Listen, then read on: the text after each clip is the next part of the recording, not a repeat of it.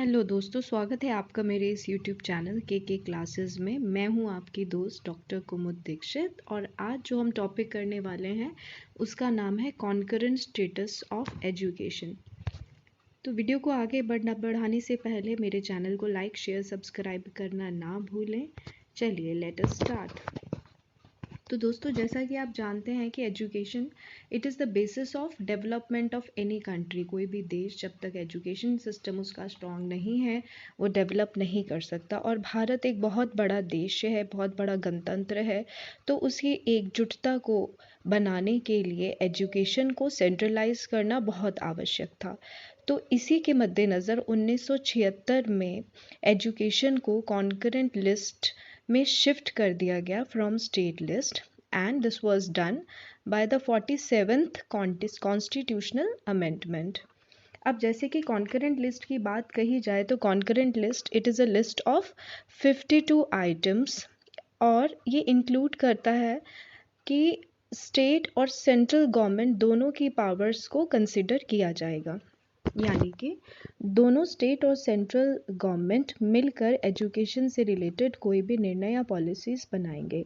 अब इसको समझने के लिए पहले तो हमको यही समझना पड़ेगा कि 7th शेड्यूल के अंतर्गत 3 लिस्ट्स बनी और उनके नाम इस प्रकार हैं, जैसे union list, state list, concurrent list. Union list में there were total 97 subject, state list में 61 सब्जेक्ट्स थे और कॉन्करेंट लिस्ट में टोटल 52 सब्जेक्ट्स थे। अब 42 आर्टिकल जो था उसके अंतर्गत 1976 में एक इम्पॉर्टेंट अमेंडमेंट हुआ और इसने पूरी तरह से स्टेटस ऑफ एजुकेशन को इम्पैक्ट कर दिया by putting it in the concurrent list. इसका क्लियरली ये मीनिंग है कि सेंटर और स्टेट दोनों लेजिस्लेट कर सकते हैं on the aspect of education from primary level to the university level. अब हम इसके कुछ फीचर्स डिस्कस करेंगे कि कॉन्करेंट स्टेटस ऑफ एजुकेशन से के क्या फीचर्स हैं। जब एजुकेशन कॉन्करेंट लिस्ट में आ गया तो उससे क्या प्रभाव पड़ा वो हम अभी डिस्कस करने वाले हैं। जैसे कि एजुकेशन कॉन्करेंट लिस्ट में आया तो इसका मतलब ऐसे सारे आइटम्स एजुकेशन से रिलेटेड जो कि स्टेट और सेंटर दोनों के कंसर्न में थे उनकी सारी बात इसमें कही गई। इसका मतलब ये भी था कि बोथ सेंटर और स्टेट दोनों लेजिस्लेट करेंगे सारे आइटम्स जो कि कॉन्करेंट लिस्ट में हैं। इसके अलावा जो पॉलिसीज़ बनी वो सेंटर और स्टेट गवर्नमेंट पार्टनरशिप के तहत दोनों उसमें एक मीनिंगफुल पार्टनरशिप बनाएंगे और उसके तहत पॉलिसीज़ को लेजिस्लेट करेंगे। अब इसके बाद हम देखेंगे कि what are the arguments in favour of making education on the concurrent list. अब कॉन्करेंट लिस्ट में जब आई एजुकेशन तो फिर इसमें क्या, अगर हम कहें कि इसके फेवर में क्या बातें रहेंगी, तो पहला पॉइंट है कि to ensure the uniformity in the education policies. इसका मतलब ये है कि एजुकेशन जो कि एक एजुकेशनल पैटर्न में यूनिफॉर्मिटी होना बहुत ज़रूरी है थ्रू आउट द नेशन, क्योंकि अगर एजुकेशन स्टेट सब्जेक्ट रहेगा तो हम कोई भी एजुकेशनल पॉलिसी को सही से पूरे भारत में इम्प्लीमेंट नहीं कर पाएंगे, क्योंकि जो हमारी स्टेट्स हैं वो अपने आप में यूनिफॉर्म नहीं है। वो वहाँ पे बहुत भिन्नताएं हैं, अलग अलग राज्यों में अलग अलग तरह की सिचुएशंस है, अलग अलग तरह के एनवायरनमेंट है। तो ऐसी स्थिति में एजुकेशन में यूनिफॉर्मिटी लाने के लिए ये बहुत ज़रूरी था कि एजुकेशन को कॉन्करेंट लिस्ट में डाला जाए। Now next point is proper utilisation of funds. As we all know कि इंडिया में there was very much corruption, और जो फंड सेंट्रल गवर्नमेंट दिया करती थी तो उसकी वजह से स्टेट गवर्नमेंट्स जो थी वो उनको प्रॉपरली यूज़ नहीं करती हैं। तो इसीलिए ये बहुत ज़रूरी था कि सेंट्रल गवर्नमेंट इस पोजीशन में हो कि वो अपने डिसीजंस को स्टेट गवर्नमेंट के ऊपर फोर्स कर सके और प्रॉपरली फंड्स को यूटिलाइज कराए। तो ये सेंट्रल गवर्नमेंट का काम रहा। अब नेक्स्ट पॉइंट इसमें है कि seriousness on implementation of educational pattern. So education जब कॉन्करेंट लिस्ट में आया तो फिर स्टेट्स भी विजिलेंट हो गए, ठीक है। उनको ये पता है कि भाई सेंट्रल गवर्नमेंट ऊपर से ऑर्डर अगर देगी, उनको फंड्स देगी, तो उनको वो दिखाना होगा कि वो फंड्स को प्रॉपरली कहाँ यूटिलाइज कर रहे हैं। तो देयरफॉर जब कॉन्करेंट लिस्ट में आया तो स्टेट बिकेम मोर विजिलेंट। इसका एग्जाम्पल आप कहेंगे कि कॉन्करेंट लिस्ट में आने से पहले जब आर्टिकल 45 आया था which was free and compulsory education for all, लेकिन स्टेट गवर्नमेंट उसको लागू करने में काफ़ी हद तक फेल रही। तो इसीलिए ये डिसीज़न बहुत ज़रूरी था कि कॉन्करेंट लिस्ट में एजुकेशन को ले आए, ताकि जो भी रूल्स रेगुलेशन जो भी एजुकेशन से रिलेटेड लॉज आ रहे हैं वो ठीक से फॉलो हो पाए।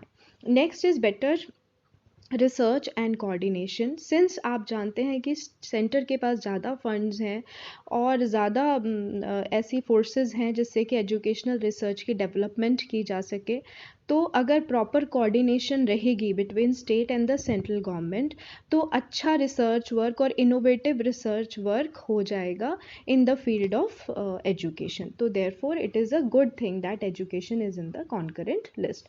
Now next point is that good training facilities for the educational administration। Centre की ये रिस्पॉन्सिबिलिटी होती है कि वो advance professional training educational administration में या इन सर्विस ट्रेनिंग टीचर्स की वो प्रोवाइड करता है।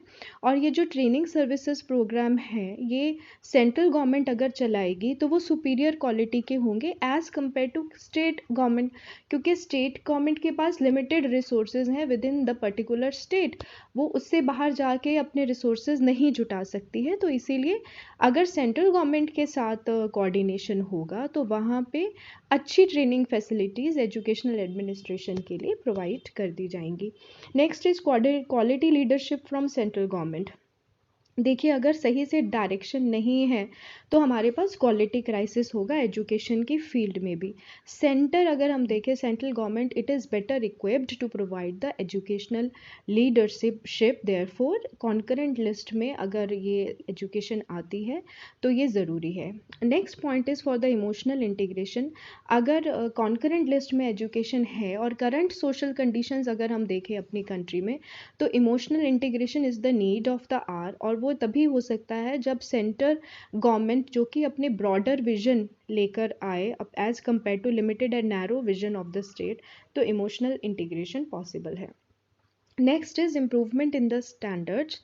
एजुकेशन अगर कॉन्करेंट सब्जेक्ट है तो इंडिया लेवल पे पूरे देश भर में अगर हम देखें लेवल पे नेशनल लेवल पे एजुकेशन स्टैंडर्ड भी इम्प्रूव होंगे, बेटर करिकुलम और रिसर्च फैसिलिटीज़ प्रोवाइड की जाएंगी और उससे एजुकेशनल फील्ड में हमारे यहाँ पर इम्प्रूवमेंट होगी और नई नई रिसर्चेस इसमें आएंगी।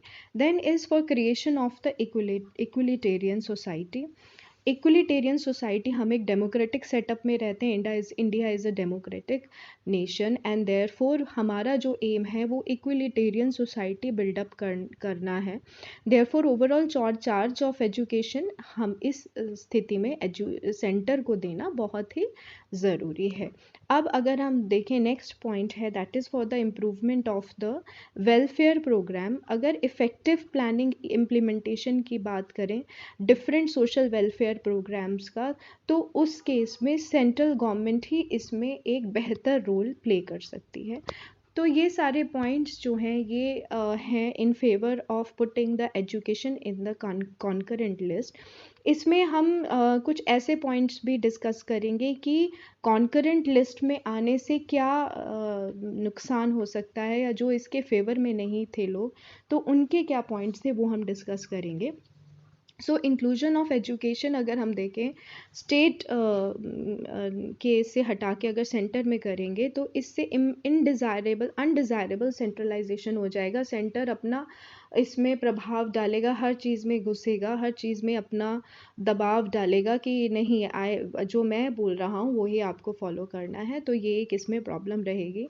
अगर सेंट्रल गवर्नमेंट ही सारे डिसीजंस ले लेगी रिलेटेड टू एजुकेशन तो फिर लोकल नीड्स को ध्यान नहीं दिया जा सकेगा, क्योंकि हर स्टेट की अलग रिक्वायरमेंट है, हर स्टेट का अलग एक प्रॉब्लम्स हैं, तो उनको ध्यान में रखकर ये सेंट्रल गवर्नमेंट नहीं एक स्टेट को ध्यान में रख के वो एक जनरल चीज़ें लेकर आएगी, लेकिन जो स्टेट की रिक्वायरमेंट है वो कहीं यहाँ पे पूरी नहीं हो पाएगी। अब जो कुछ सेंट्रल इंस्टीट्यूशंस है। थर्ड पॉइंट अगर हम डिस्कस करें, जैसे कि यूजीसी हो गया, एनसीईआरटी हो गया, एनसीटीई हो गया, तो वो क्या करेंगे, they will impose unwanted control on the states, और उनकी हर गतिविधि में, एक्टिविटी में वो इंटरप्ट कर सकती हैं पॉलिसी डिसीजंस, स्टेट जो भी पॉलिसीज़ अपने से रिलेटेड, तो ये सेंट्रल एजेंसीज यहाँ पर इसमें एक डिसरप्शंस लेके आ सकते हैं। तो वो एक अनवांटेड कंट्रोल देखा जाएगा स्टेट्स के ऊपर। देन अगर हम देखें, अगर हम एक यूनिफॉर्म डिसीजंस हम लेके आए, that is not equally conducive for all the states, क्योंकि हमारी जो स्टेट्स हैं इसमें बहुत भिन्नताएं हैं, it is diverse nature, socio cultural disparities हैं स्टेट्स के बीच में, हर स्टेट की, जैसे मैंने अभी पहले ही कहा, अलग रिक्वायरमेंट्स हैं। तो उसके मद्देनज़र यूनिफॉर्म डिसीजंस अगर सेंट्रल गवर्नमेंट लेके आती है तो वो कंड्यूसिव नहीं होगा सभी स्टेट्स के लिए एक बराबर।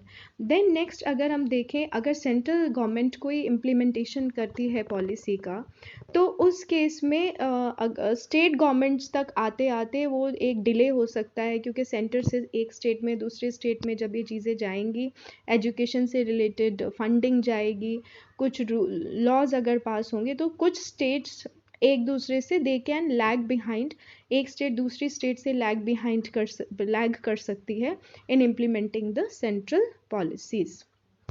अगर हम कंक्लूजन करें कि what is the present day scenario, अगर प्रेजेंट डे सिनेरियो देखें तो overall growth and development education की बहुत ज़रूरी है, और उसके मद्देनज़र अगर हम देखें कॉन्करेंसी इन एजुकेशन, जिसमें कि मीनिंगफुल पार्टनरशिप, हाँ चैलेंजिंग पार्टनरशिप भी अगर हम कहें तो गलत नहीं होगा, between state and the central government बहुत ज़रूरी है, and concurrent status of education is the need of the hour. तो अगर हम देखें इस आंसर को आप लिखेंगे एग्जाम में, कॉन्करेंट स्टेटस ऑफ एजुकेशन, आप इंट्रोडक्शन डालेंगे, ठीक है, इसके बाद आप इसमें कॉन्करेंट स्टेटस ऑफ एजुकेशन क्या है वो डिफाइन करेंगे, then you will write down arguments in favour of making education on the concurrent list. उसके बाद आप arguments against the inclusion of education in concurrent list, ये पॉइंट आप डालेंगे, और लास्ट में आप कंक्लूड कर देंगे। बेहतर होगा कि आप अपने आंसर में कुछ कोटेशंस डालें, और साथ में अगर आप कुछ एक दो डायग्राम्स डाल देंगे तो आपका आंसर बहुत अच्छा हो जाएगा। इसके अलावा आपको मुख्य पॉइंट्स को अंडरलाइन करना है, मेन हेडिंग्स को अंडरलाइन करना है, और इससे आपका आंसर अच्छा हो जाएगा। Thank you so much.